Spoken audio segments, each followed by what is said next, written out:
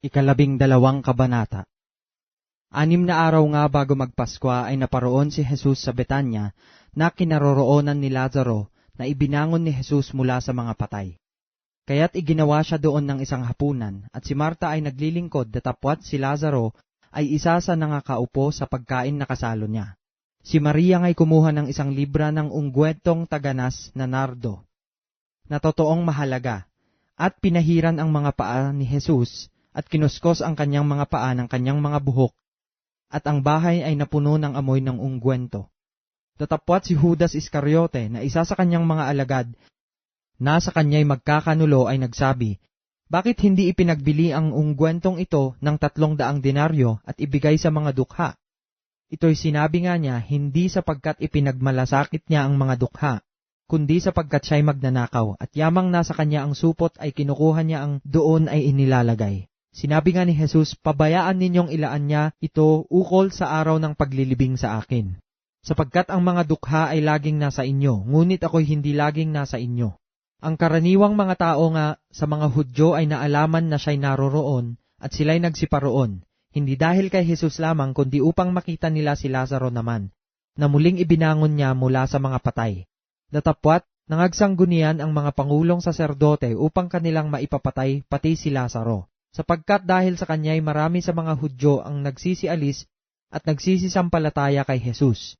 Nang kinabukasan, ang isang malaking karamihan na nagsiparoon sa pista, pagkabalita nila na si Jesus ay dumarating sa Jerusalem, ay nagsikuha ng mga palapa ng mga puno ng palma at nagsilabas na sumalubong sa kanya na nagsisigawan, "Hosana!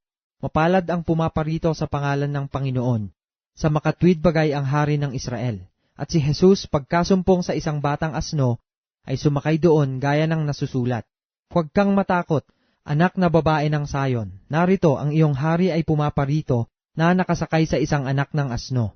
Ang mga bagay na ito ay hindi napag-unawa ng kanyang mga alagad sa pasimula, ngunit nang si Jesus ay maluwalhati na, ay sa kanila na alaala na ang mga bagay na ito ay sinulat tungkol sa kanya, at kanilang ginawa ang mga bagay na ito sa kanya. Ang karamihan ngang kasama niya nang tawagin niya si Lazaro mula sa libingan at siya'y ibangon sa mga patay ay siyang nangagpapatotoo.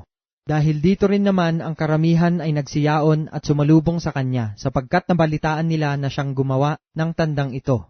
Ang mga Fariseo nga'y nangagsang usapan, "Tingnan ninyo kung paanong kayo'y walang anumang ikapanaig. Narito ang sanglibutan ay sumusunod sa kanya." Mayroon ngang ilang Griego na nagsiahon sa kapistahan upang magsisamba. Ang mga ito nga'y nagsilapit kay Felipe na taga Betsaida ng Galilea at nagsipamanhik sa kanya na sinasabi, "Ginoo, ibig sana naming makita si Jesus." Lumapit si Felipe at sinabi kay Andres, lumapit si Andres at si Felipe at kanilang sinabi kay Jesus, at sinagot sila ni Jesus na nagsasabi, "Dumating na ang oras na ang anak ng tao ay luluwalhatiin. Katotohanang sinasabi ko sa inyo, maliban ang butil ng trigo ay mahulog sa lupa at mamatay, ay natitira siyang mag-iisa, ngunit kung mamatay, ay nagbubunga ng marami. Ang umiibig sa kanyang buhay ay mawawalan nito, at ang napupuot sa kanyang buhay sa sanglibutang ito, ay maiingatan yaon sa buhay na walang hanggan. Kung ang sino mang tao ay naglilingkod sa akin ay sumunod sa akin, at kung saan ako naroroon ay doon naman doroon ang lingkod ko. Kung ang sino mang tao ay maglingkod sa akin, ay siya'y pararangalan ng Ama. Ngayon ay nagugulumihanan ang aking kaluluwa, at ano ang aking sasabihin? Ama, iligtas mo ako sa oras na ito. Ngunit dahil dito ay naparito ako sa oras na ito. Ama, luwalhatiin mo ang iyong pangalan.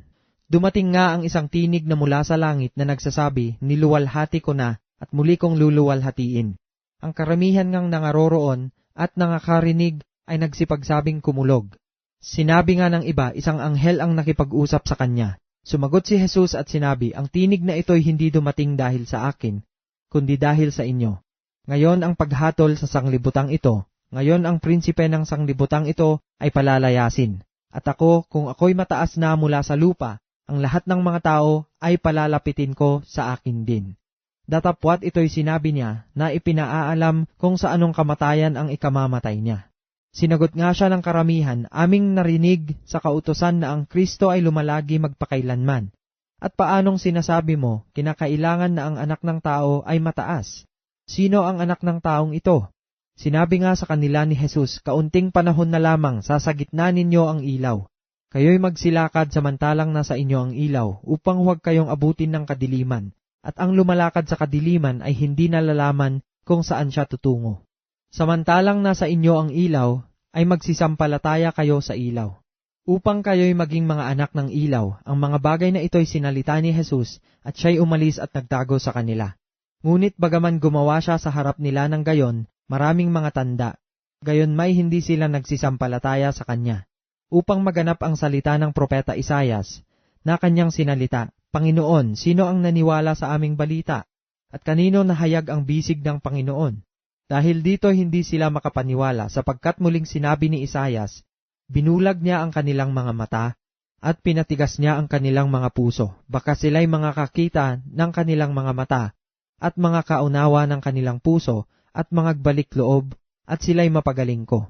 Ang mga bagay na ito'y sinabi ni Isaias sapagkat nakita niya ang kanyang kaluwalhatian at siya'y nagsalita ng tungkol sa kanya. Gayunman, maging sa mga pinuno ay maraming nagsisampalataya sa kanya, datapwat dahil sa mga Fariseo ay hindi nila ipinahayag baka sila'y mapalaya sa sinagoga. Sapagkat iniibig nila ng higit ang kaluwalhatian sa mga tao kaysa kaluwalhatian sa Diyos. At si Jesus ay sumigaw at nagsabi, ang sumasampalataya sa akin ay hindi sa akin sumasampalataya, kundi doon sa nagsugo sa akin. At ang nakakita sa akin ay nakakita doon sa nagsugo sa akin. Ako'y naparito na isang ilaw sa sanglibutan, upang ang sinumang sumampalataya sa akin ay huwag manatili sa kadiliman. At kung ang sinumang tao'y nakikinig sa aking mga pananalita, at hindi ingatan, ay hindi ko siya hinahatulan, sapagkat hindi ako naparito upang humatol sa sanglibutan, kundi upang iligtas ang sanglibutan. Ang nagtatakwil sa akin at hindi tumatanggap sa aking mga pananalita, ay mayroong isang hahatol sa kanya. Ang salitang aking sinalita ay siyang sa kanya'y hahatol sa huling araw. Sapagkat ako'y hindi nagsasalita na mula sa aking sarili, kundi ang Ama na sa akin ay nagsugo, ay siyang nagbigay sa akin ng utos kung ano ang dapat kong sabihin at kung ano ang dapat kong salitain. At nalalaman ko na ang kanyang utos ay buhay na walang hanggan. Ang mga bagay nga na sinasalita ko ay ayon sa sinabi sa akin ng Ama, gayon ko sinasalita.